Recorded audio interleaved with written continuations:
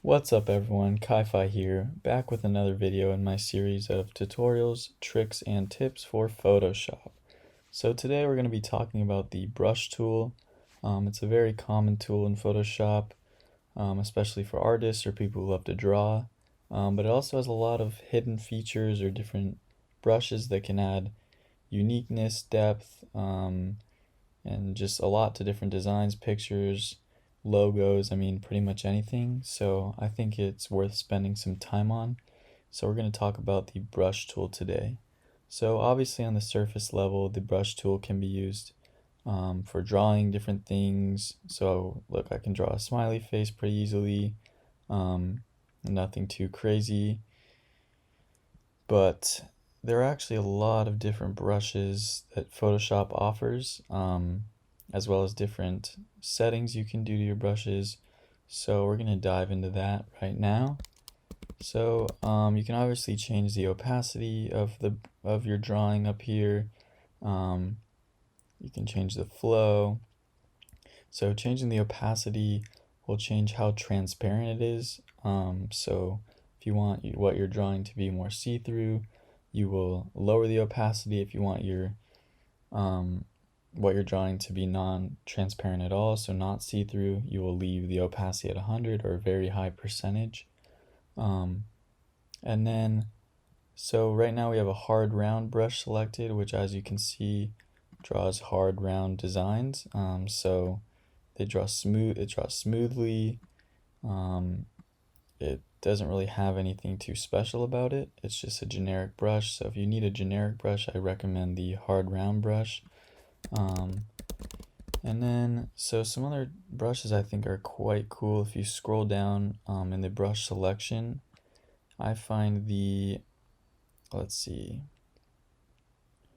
splatter brushes to be fun to use. So if you raise the size of these, I have it at 284 pixels, 300 pixels, doesn't really matter, it depends.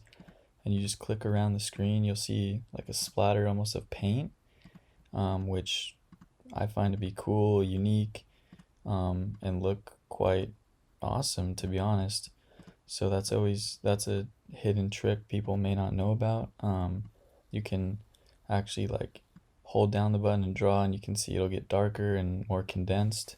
But if you just want like light paint splatters, or you want to add splatter to a picture you're drawing, a cartoon, an effect you're doing, you can just tap around the screen, filling in where there's white or where you want the splatters.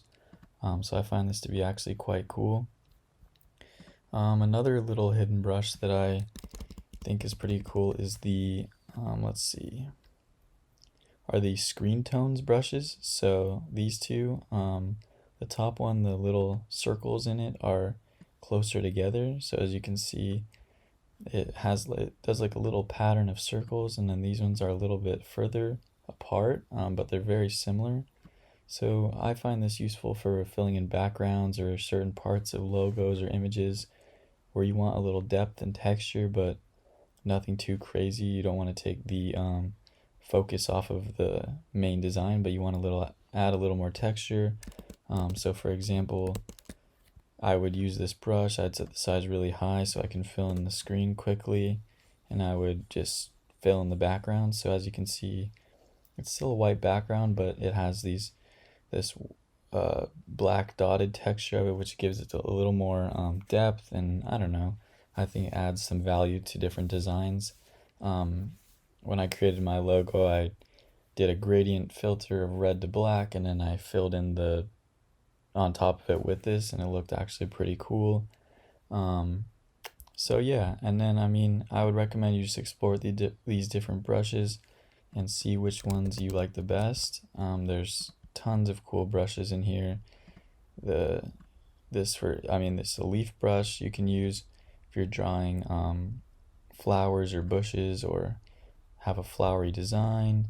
There's different, well, this one's gray or white, you can't see it, but you get the idea. There's a lot of cool different brushes I recommend you explore. Many people believe the brush tool is just for drawing or just for touching up certain parts of a photo, but it can actually add a lot to a design.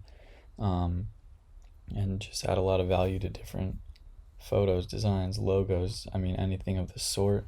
So I recommend diving into that. This is just a surface level introduction to the brush tool and the awesome features it provides, and it's mostly just motivational to go look into these features and consider using them for yourself. If you found this tutorial helpful, please like and subscribe and stay tuned for more content.